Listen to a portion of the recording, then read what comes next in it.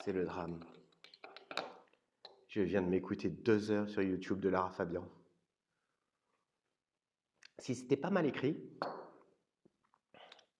elle a une bonne voix de québécoise, mais c'est pas possible, quoi. Il y a des trucs, si j'avais le temps, je corrigerais juste des petites choses. Je garderais l'essentiel de la chanson, mais je corrigerais. Il y a vraiment des trucs qui arrachent l'oreille.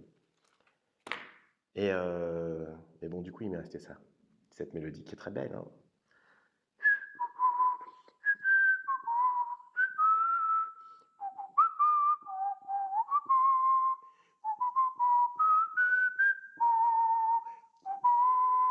Celui qui trouve à quelle chanson appartient cette mélodie aura droit à un bisou dans la vidéo de demain, un bisou nominatif. Bon, sur ce, Emmanuel Pagano. Merde, je fais une marque-page. Emmanuel Pagano, nous on nous. On attaque. Merde, j'ai mis du chocolat sur mon livre. C'est pas grave. Allez, on attaque plus vite que les autres fois. Chez moi, il se cognait partout. Il ne trouvait pas les portes, les interrupteurs. Il oubliait la place des meubles. Chaque pied de chaise était un croche-patte. Chez moi, il était distrait, aveugle. Il n'était pas là.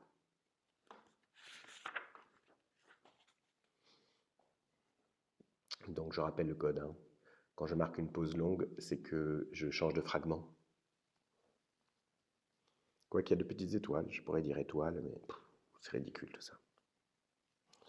En fait, c'est très dur, hein, le passage à l'oral, en dehors du fait que je ne suis pas un lecteur professionnel et je ne fais pas vraiment d'efforts pour bien lire. J'espère que voilà, je ne veux pas ni m'interposer entre le texte et les personnes qui l'entendent, ni rater la lecture, mais bon, évidemment,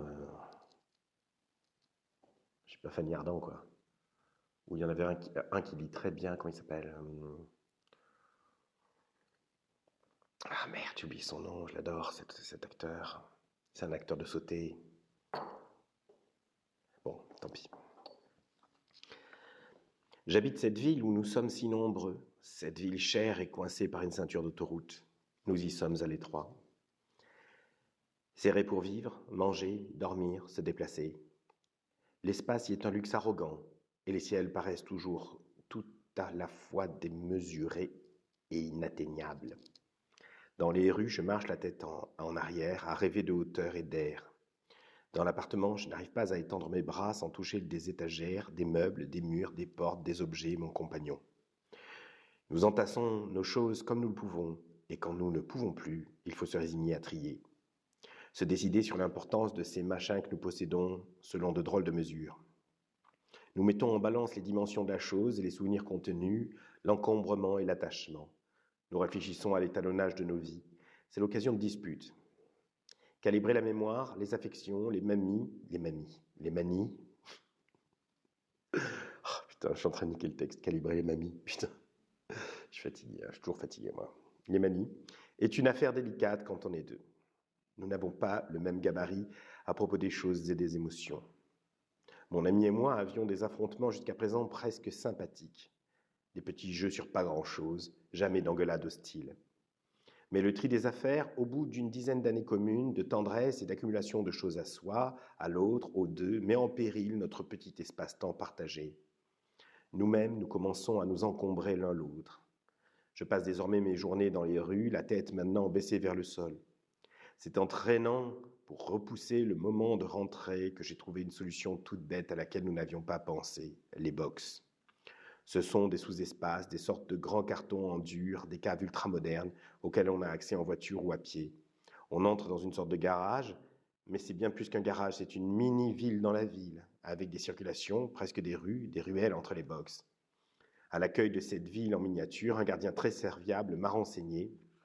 Il m'a fait visiter le lieu, me proposant de m'ouvrir un des box vides pour que je puisse me faire une idée. Ils sont très propres, bien éclairés. Je suis sûr que mon ami sera comme moi soulagé. Je me demande pourquoi nous y avons pensé si tard dans notre vie, si tard dans notre couple, notre capharnaüm pour si heureux. Nous signons le contrat de location avec une joie de jeunes mariés.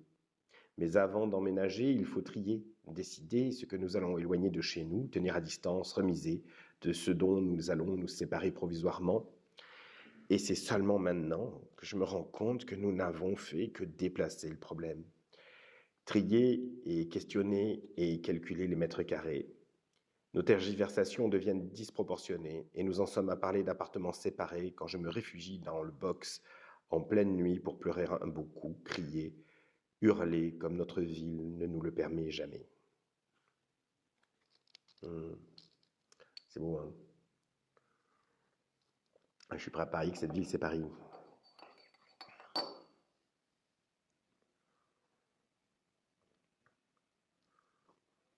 Bon, moi, ça va là. Ça va bien. Mais je me suis mangé une vingtaine d'années comme ça. Tout le monde nous regarde. Gêné, il essaie d'étouffer mon rire avec sa main qui moule ma bouche. Je continue de rire dans ses doigts. Il rit à son tour, car ça le chatouille. Voilà. J'aime bien aussi ces fragments-là. Petits détails. Et c'est très amusant parce que la même scène aurait pu très mal tourner. Hein, la personne a honte, empêche l'autre de rire, l'autre s'exclame, se révolte. Mais non. Là, elle rit, il rit et ils s'aiment. Exactement le même geste de pudeur sociale peut détruire ou souder un couple. Une chatte n'y retrouverait pas ses petits, hein.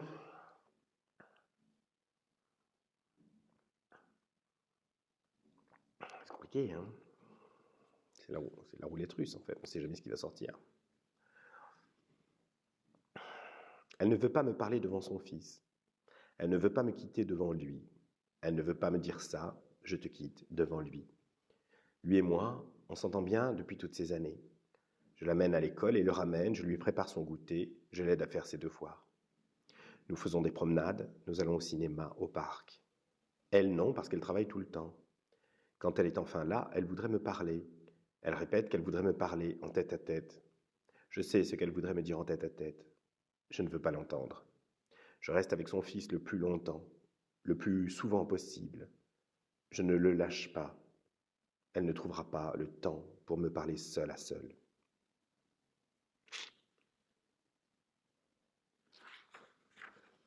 Oh, putain, c'est un peu triste quand même. C'est un peu triste. Bon, en même temps, il l'a cherché là parce que il fait la vaisselle, il fait la bouffe, il va chercher le gosse. Il ne reste plus qu'à se faire greffer un vagin. Et donc, ben voilà quoi, on peut pas, c'est triste à dire, mais on peut pas tellement, on peut bien sûr jouer avec les genres politiquement, socialement, mais dans l'intimité ça marche pas. Hein. Le démouillage était prévisible, mais qu'est-ce que c'est triste. Alors, il m'enlace puis se détache un peu de moi. Il écarte mon t-shirt au col et regarde mon dos par-dessus mon épaule. Je comprends qu'il regarde à l'arrêt de son geste. Il ne me caresse pas, ne m'embrasse pas, il ne fait plus rien, le haut de mon t-shirt soulevé. Je lui demande ce qu'il y a. Il me répond « toi ». Putain, la réponse de French Lover, quoi. Toi, hashtag toi. Hein, c'est beau ça. N'importe quel mec peut soulever un t-shirt pour mater des seins. Du coup, ça reste à un certain niveau. Mais s'il y a un échange comme ça, qu'est-ce qu'il y a? Toi. Putain, ça prend une gueule pas possible. C'est ce que je disais à propos du langage, en fait. C'est plus qu'un catalyseur, quoi. C'est l'ingrédient de toutes les métamorphoses. C'est pour ça que moi j'ai vraiment du mal avec les femmes silencieuses. J'ai du mal, j'y arrive pas.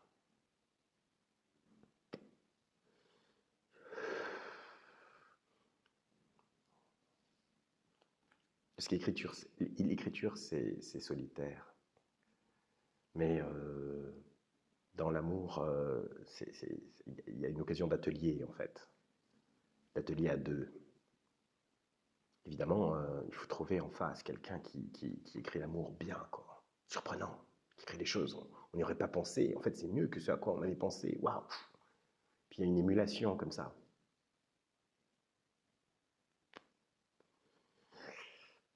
Ça ne marche pas avec les veaux, hommes ou femmes.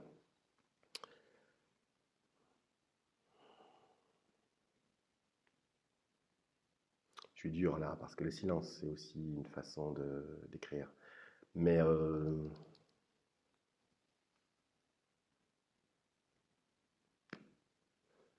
ouais, je suis injuste.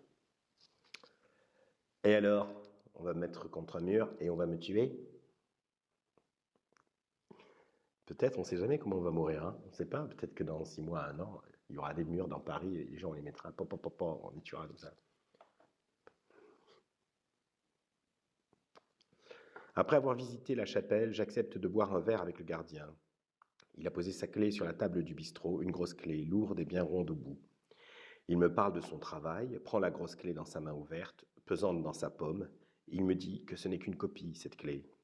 L'original était bien plus imposante encore. Elle faisait 50 centimètres. Vous imaginez? Elle avait à son extrémité une autre clé, plus petite, les 2 clés dans la même, une à chaque bout, une même double clé qui servait d'un côté à ouvrir la petite fenêtre du cloître, vous comprenez, pour voir qui veut entrer, et de l'autre à ouvrir la porte, une clé pour voir, une clé pour entrer. Il me répète plusieurs fois ces histoires de clés, puis il me dit que je peux la toucher, si je veux, je peux même la prendre dans la main.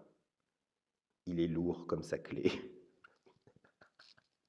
Ah putain! Ça aussi, le mec, la personne en face, homme, femme, ce que vous voulez, il aurait pu le trouver charmant, pittoresque. Bon, voilà, il le trouve lourd. Ah, c'est toujours la même chose, quoi. Tout se joue une deuxième fois dans la perception, en fait. Alors, un autre fragment. Quand il dort, il perd son visage. Tous ses traits se détendent, et il prend le visage d'un homme apaisé. À côté de moi dans le lit, il y a quelqu'un d'autre.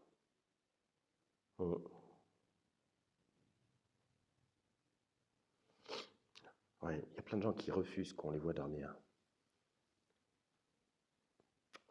Ils ont peur.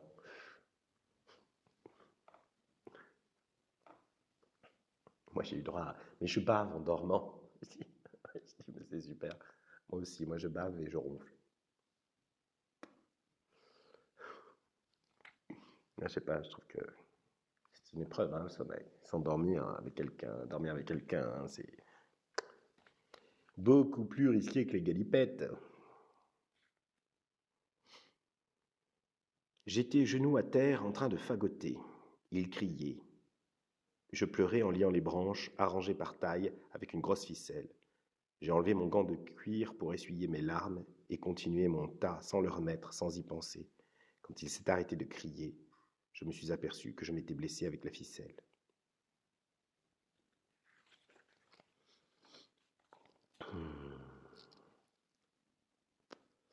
Je n'arrivais pas à me sentir chez moi, chez elle, tant c'était sale.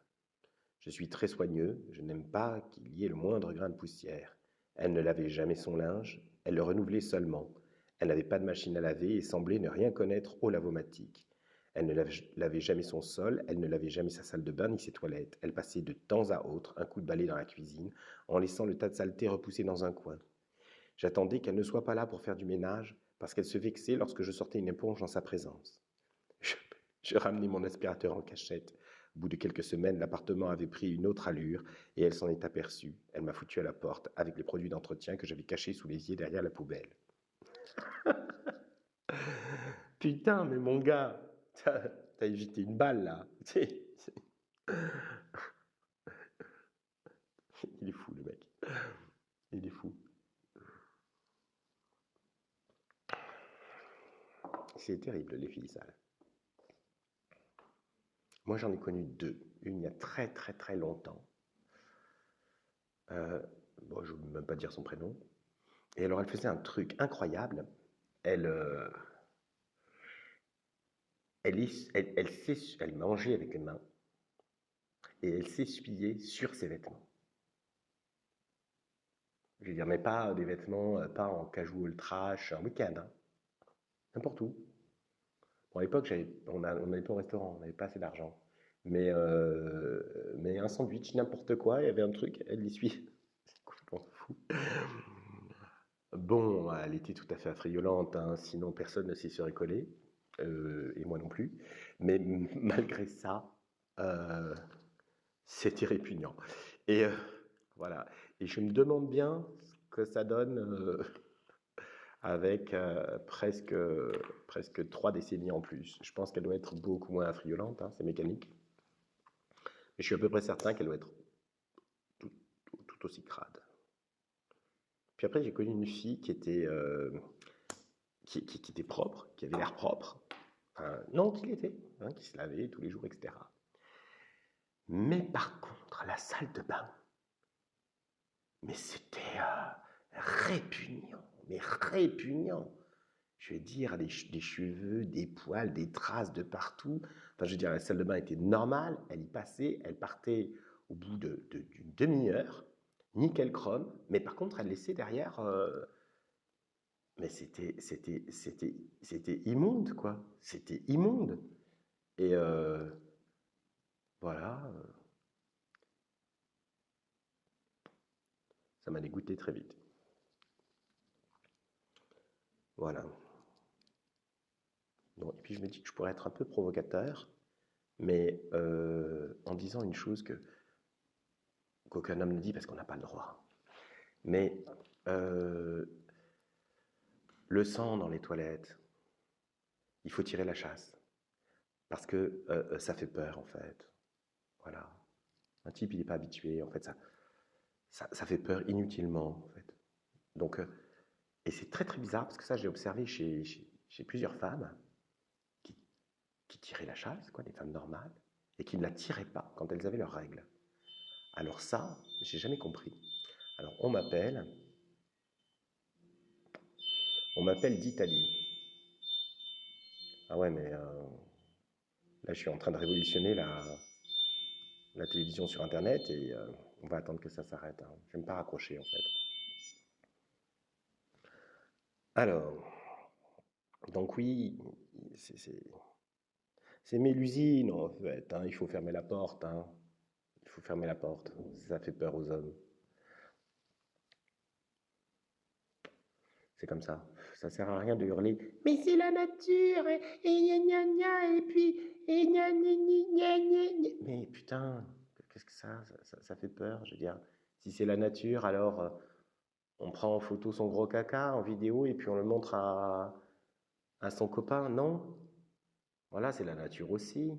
Je dis pas que les règles c'est le caca, mais ça fait peur en fait. Je sais pas, si vous voyez quelqu'un dans la journée, d'un seul coup il a le nez qui saigne, ça fait peur en fait, le sang, ça fait peur. Voilà, c'est tout bête, c'est la question du sang en fait. Oui, mais c'est la vie, c'est le cycle de la vie. Mais non, pour les gens, c'est la mort. Le sang immédiatement, c'est la mort, c'est la peur, c'est l'inquiétude, c'est la blessure. Voilà, putain. Le nombre de fois il faut déconstruire cette réaction, la rationaliser et puis la gérer, alors qu'en fait, il suffisait que l'autre tire la chasse, en fait. Merde. Et on n'a pas le droit de dire ça, en fait. Non, macho, voilà, quoi. Hein, parce que ça, c'est la vérité. Et puis, je suis pas le seul à le penser. En fait, les autres porteurs de phallus ne le diront pas, mais entre nous, on se le dit. Je veux dire, voilà, Ah, j'ai l'impression d'avoir agi politiquement là. Bon. Plus il me lit, moins il m'aime. Waouh, ça c'est une seule phrase fragment. On peut penser qu'elle parle d'elle-même, Emmanuelle Pagano. En tout cas, j'ai lu des choses d'elle que j'ai trouvées extraordinairement trash pour son compagnon, enfin pour la personne qu'elle aimait, dont techniquement on lisait qu'elle ne l'aimait plus. J'ai trouvé ça extraordinairement violent, en fait. Et pas à la Christine Angot, hein, pas, bon là on est dans la folie furieuse, quoi, le psychopathe qui donne 36 coups de couteau. Mais bon, je sais pas. Enfin, moi, il m'est arrivé d'écrire des choses aussi très violentes pour les autres. Et d'en lire aussi. Il y a même eu un livre publié à 75% consacré à Bibi. C'était très pénible. C'était très pénible de voir les couvertures dans les librairies. Et donc, voilà. Je suis assez solidaire de ça. La violence subie quand on est aliéné dans un livre par quelqu'un d'autre. C'est terrible en fait. Pouvoir vertigineux là, qui est exercé sur quelqu'un comme ça, qui ne peut plus rien faire en fait. La vérité imprimée, qu'est-ce qu'on peut y faire? La rumeur, elle est toujours brouillonne, hein. La vérité imprimée, ça se relie. Bon, c'est pas la vérité, c'est une vérité imprimée. Oh. Plus il me lit, moins il m'aime. Bon, donc ça dépend de ce qu'on écrit en fait. Bon, voilà, j'ai gentiment déliré. Je ne sais pas si j'ai gentiment extrapolé.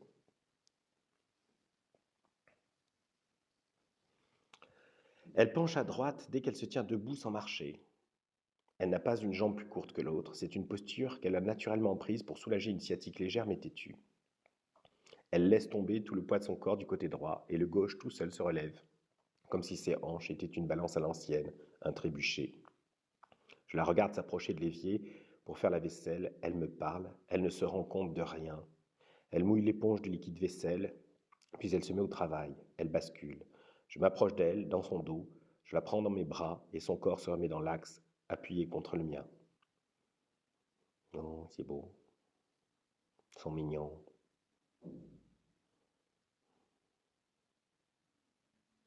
J'étais tellement heureux de l'avoir près de moi que je me suis endormi pour 2 jours.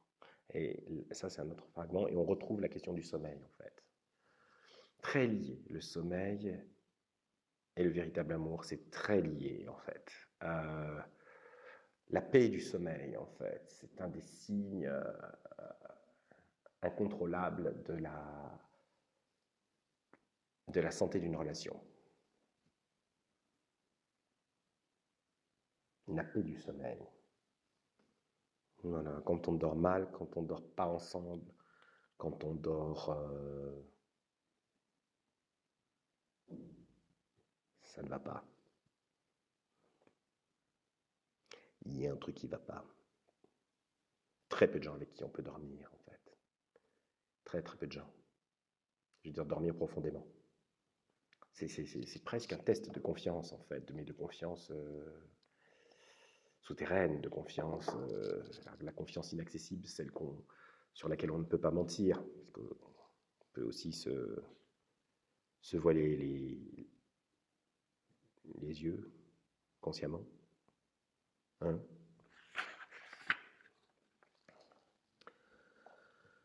Aux urgences, quelqu'un m'a pris la main. Une infirmière sans doute. Je ne pouvais pas la voir, j'avais le visage enflé, en sang, les paupières tuméfiées. Je ne pouvais pas ouvrir les yeux sans hurler. Cette main qui avait pris la mienne était si douce. Une femme, je supposais. Elle devait être très jeune. Elle devait être très jeune. Putain, encore ces liaisons en eux.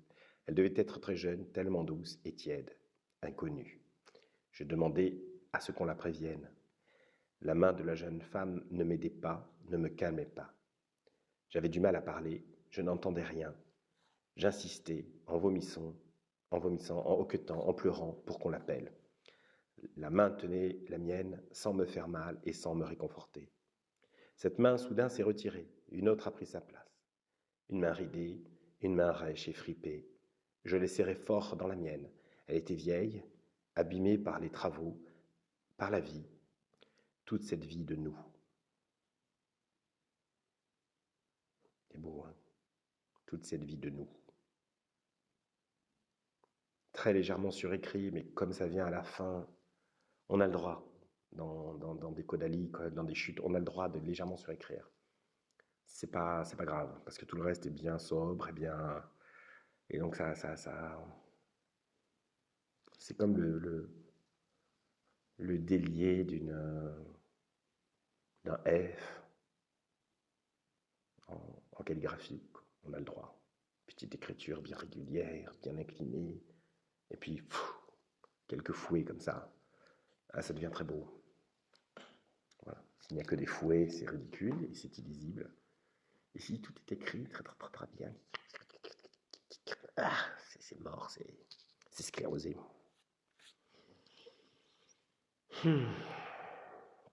Il pleurait sous mon ventre, au bord de mes lèvres, et je ne savais pas comment le consoler.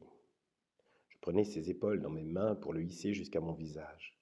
J'aurais voulu lui dire quelque chose, mais il restait là, le front dans mes cuisses, les paupières battant à l'ouverture de mon sexe, les larmes entraient chaudes.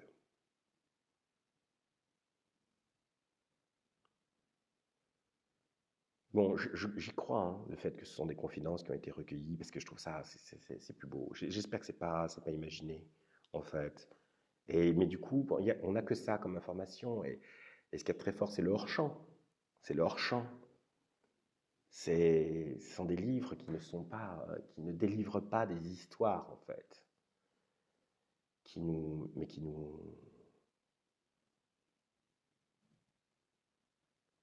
invitent, nous forcent, en fait, à imaginer. Ce sont des stimulations de l'imagination, pas des gavages. Voilà. Ce sont des livres qu'il faut écrire nous-mêmes, hein, penser nous-mêmes, rêver, tout ça. Un peu con le mot rêver à chaque fois qu'on le dit, mais ça veut dire ce que ça veut dire. Hein. Nous en nous, d'Emmanuel Pagano. Il se met en maillot, étale sa serviette et s'allonge. J'hésite à me déshabiller. Il fait très chaud, mais quelque chose me retient. Je déplie ma serviette à mon tour avec la sensation désagréable de prendre trop de place. La plage est une étroite bande d'ombre suffocante tout en bas d'une haute falaise qui perd ses pierres. Sur la crête, le soleil est encore une menace malgré l'heure avancée, et dans cette lumière blessante tournoient des buses aventurières. Elles semblent narguer les mouettes et même les goélands aux belles envergures. Essayez donc de monter si haut. La mer se cogne près de nous, très agitée, très lourde pourtant. Elle est trop violente pour moi, trop désordonnée pour que je puisse nager. J'essaie de lire, mais je n'arrive pas à me concentrer. Je n'ai pas confiance dans ce paysage. Je ne me sens pas en sécurité. Je le regarde, le voir me rassure. Il me sourit. Je sais qu'il se moque un peu de ma peur des cailloux. Il me répète: sois tranquille, ça ne s'effondrera pas. Il semble si calme. Je pourrais l'accompagner n'importe où, même ici. Ouais.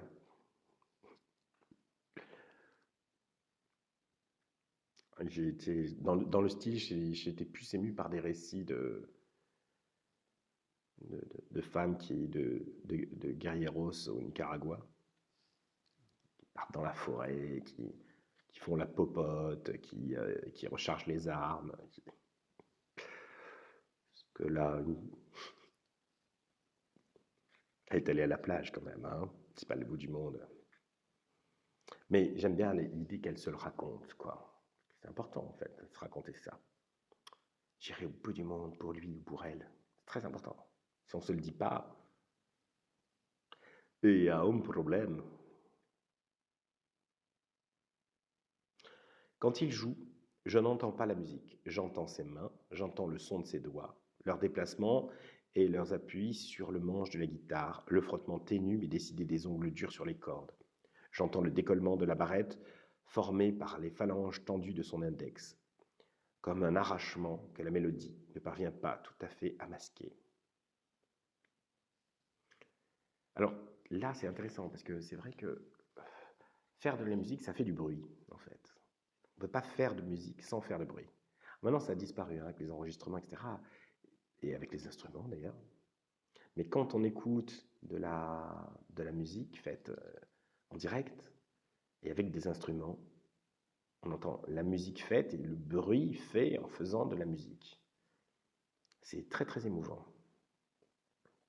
Enfin, ça enracine la musique dans un réalisme dont la sensation a disparu maintenant, entre le streaming, les enregistrements en studio et la numérisation de tous les instruments. Ça a disparu, ça. Mais voilà, c'est incorporé, quoi. C'est l'incorporé, excorporé musical. Et c'est quelque chose, en fait. Tout ce que je ne lui ai pas donné, je ne l'ai pas gardé. Tout ce que je ne lui ai pas donné a été perdu.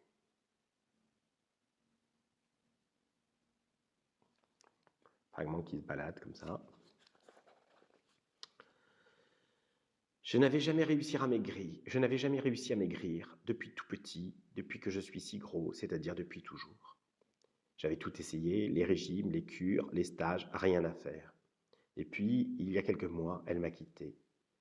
Elle ne m'a pas quitté à cause de mon poids, non. Mais ce poids soudain m'est devenu plus lourd, plus insupportable que jamais. Je ne me supportais plus. Je n'avais pas été là pour elle, pas assez. Je voulais devenir quelqu'un d'autre et l'aimer comme j'aurais dû le faire depuis longtemps. J'espérais la retrouver. Je me détestais, je devais changer, être moins égoïste, me débarrasser d'un peu de moi. J'avais beaucoup d'ego à perdre, des dizaines de kilos de moins en trop. J'ai maigri facilement, mais patiemment. Ça m'a pris presque un an. Je voulais prendre le temps, me confronter à moi-même. J'ai perdu 50 kilos. J'ai fabriqué un coffret solide en bois et dans ce coffret, j'ai placé 10 poids de 5 kilos en laiton sur lesquels j'avais fait graver des mots pour elle. J'ai emballé le coffret dans du papier cadeau. J'ai calé ce cadeau sur un diable et je suis allé lui porter mon poids perdu. C'est la fin du fragment et on ne sait pas en fait. Est-ce qu'elle l'a repris? Est-ce qu'elle ne l'a pas repris? Qu'est-ce qui s'est passé?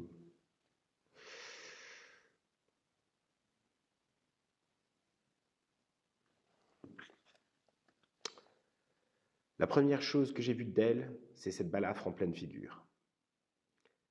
Ceux qui semblaient bien la connaître pourtant m'affirmaient qu'elle n'avait pas de cicatrice. Mais si. C'est une marque invisible, sympathique, qui se manifeste lorsqu'elle est émue. Je ne le savais pas encore, mais ce que je voyais dans l'apparition des raflures, c'était son trouble à me voir. Cette cicatrice rougit quand l'émotion ne peut plus être contenue, rayant son beau visage de haut en bas. Elle dit qu'elle sent la brûlure partir du menton et l'envahir jusqu'au front. La marque rouge est encore là, de temps à autre, lorsqu'elle me regarde. Ah, ça, ce serait génial. Si les gens avaient au milieu du front une sorte de spot avec une couleur, hein, du rouge, du orange, du vert, en fonction de ce qu'ils éprouvent. Ce serait cool, hein, ça serait simple, hein. Tout serait plus simple. Quoique, on imaginerait, enfin, je suis sûr qu'on compliquerait les choses. Mais pendant un moment, ce serait simple. Et les cicatrices. Alors moi, j'ai une philosophie, il ne faut jamais donner d'explication à propos de ces cicatrices. Et la raison en est très simple. Ça nous donne une aura mystérieuse pour pas cher, quoi, je veux dire. Alors que si vous répondez, c'est un accident de trottinette, d'un seul coup, vous passez pour un escroc, en fait. Mais non, et là vous évitez la question, vous posez la main sur la cicatrice et vous prenez un air suffisamment sombre, en fait, pour que la question ne soit pas reposée. Voilà, homme ou femme, ça marche. Je me souviens d'une fille on était des amis, on était en vacances au bord d'une piscine, c'était il y a longtemps. Et elle avait le corps intégralement recouvert de plein, des milliers de petites cicatrices. Bon, elle était en maillot, c'était une belle fille, et bon, on n'allait pas, c'était tellement évident, tellement... Et donc tout le monde faisait comme si, quoi, en fait, comme si rien n'était. Et puis au bout d'une semaine, 10 jours, à force de se connaître, en fait, et comme je suis passablement indiscret, sinon lourdissime, je finis par lui dire, excuse-moi, mais qu'est-ce qui t'est arrivé? Tu as eu un accident de voiture, tu es passé à travers le pare-brise, et puis... Mais c'était réparti de manière incroyablement régulière. Il y avait, enfin, il y en avait de partout. Et là, elle m'a dit, non, non, pas du tout, j'ai jamais eu d'accident.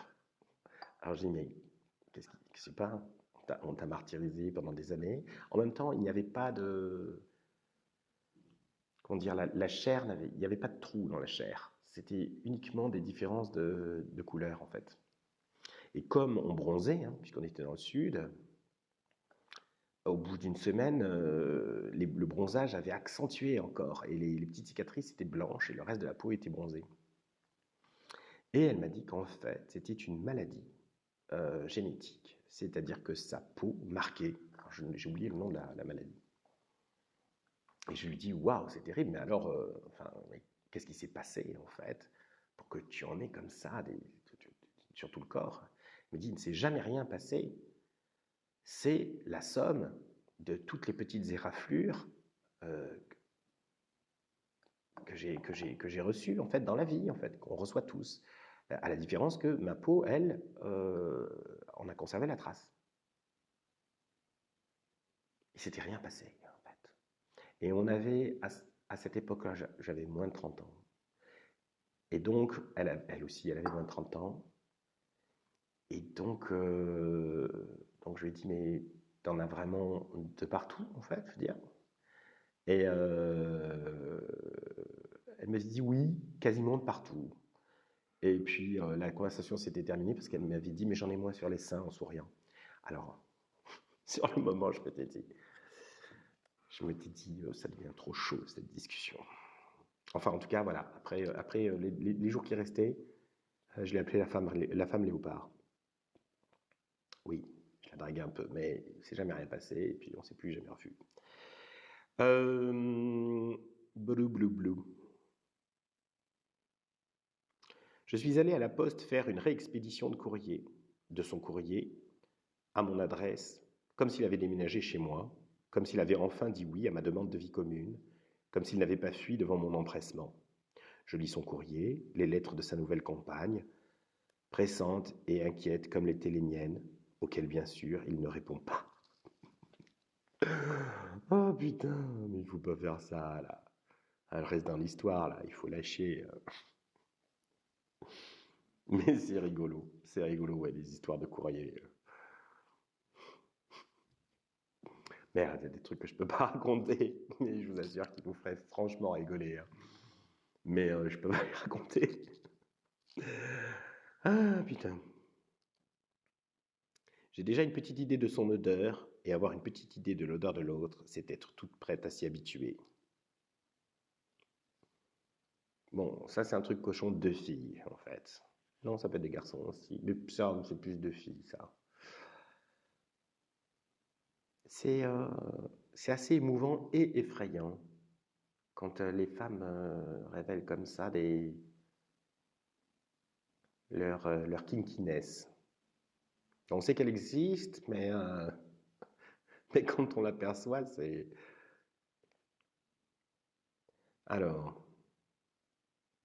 ces vêtements, je ne les vois pas comme des vêtements, mais comme des tissus pour son corps. Coton, laine, soie, nylon, lin, peu importe. Ils sont tissus de cuisses, de genoux, tissus de poignets, de cou, de ventre. Elle n'est pas seulement amoureuse, elle est fétichiste. Je comprends ça. Les vêtements, c'est un truc incroyable.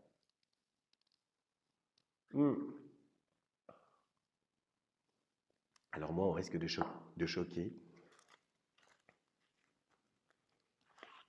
Non, je peux pas le dire. Non, je peux pas le dire. J'ai déjà dit des choses qui me vaudront des haines viscérales pendant 30 ans au début de cette vidéo.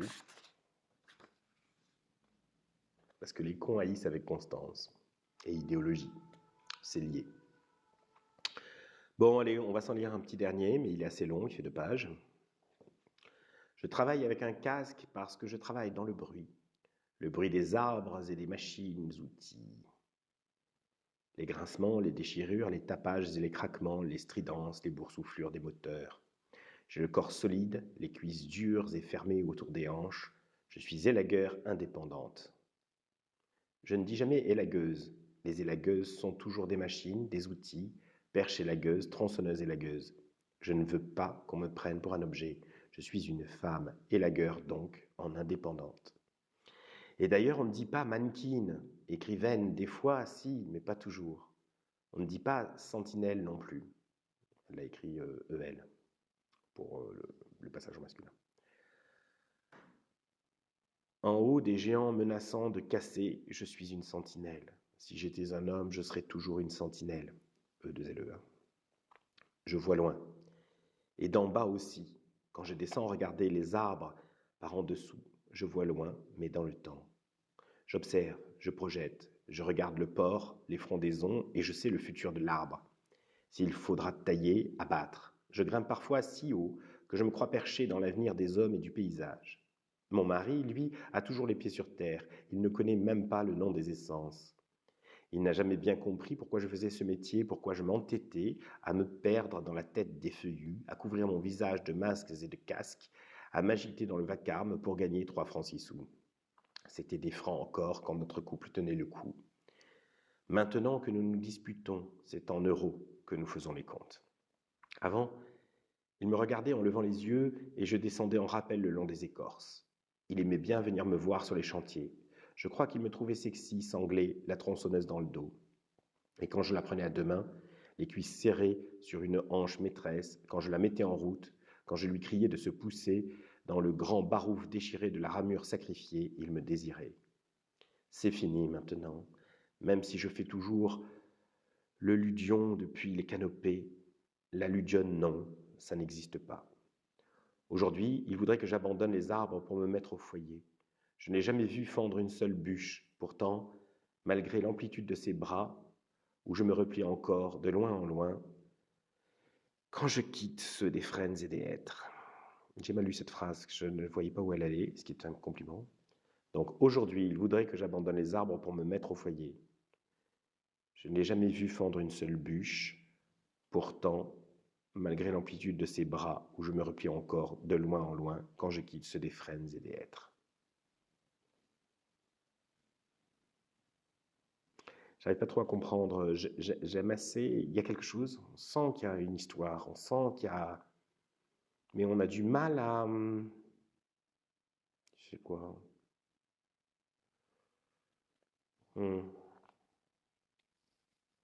Donc il l'a désiré. Il l'a désiré. Oui, ça c'est compréhensible. Hein. C'est une meuf avec une tronçonneuse sanglée qui grimpe aux arbres, évidemment. Je ne vois pas quel homme ne la désirait pas. Et ensuite, il voulait qu'elle arrête pour être au foyer. Mais disons qu'en fait, ouais, le problème, en fait, c'est que le désir, c'est une étape dans la vie. Et c'est sûr qu'après, il faut faire des... Enfin, il faut faire. Les gens, les couples, ils font des enfants, ils les torchent, ils les nourrissent, etc. Et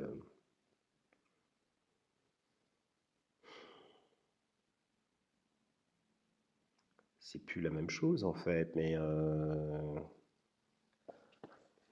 bon film, c'est un début, un milieu, une fin. Hein. C'est la Bible. Hein. Il y a un temps pour danser, un temps pour... Voilà. Il y a un temps pour flasher sur l'indépendance de l'autre, et puis il y a un temps... Que ce soit homme ou femme, d'ailleurs, hein, il ne faut pas me gonfler avec ça.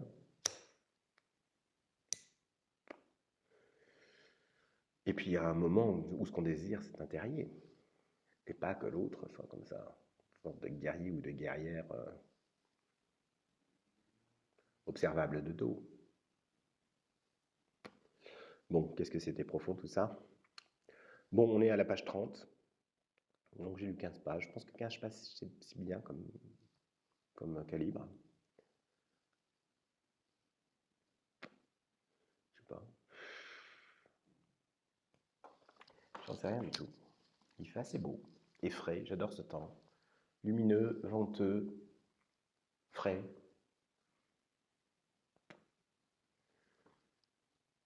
Pigeons, il y a les moineaux, il y a les pies, et j'en ai vu, mais je ne sais pas ce que c'est. Mais c'est autre chose en fait. J'ai vu un couple d'oiseaux, je ne sais pas ce que c'est.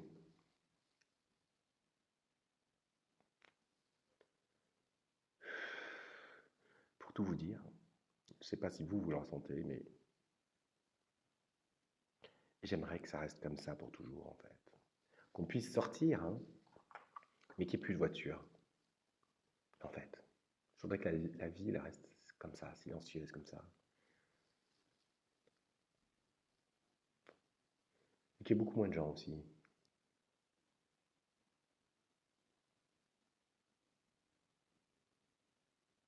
Voilà, je suis très triste pour les gens qui meurent, hein.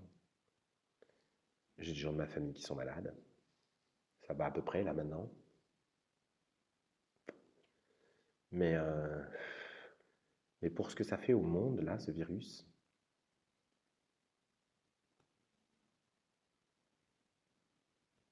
moi je trouve ça magnifique.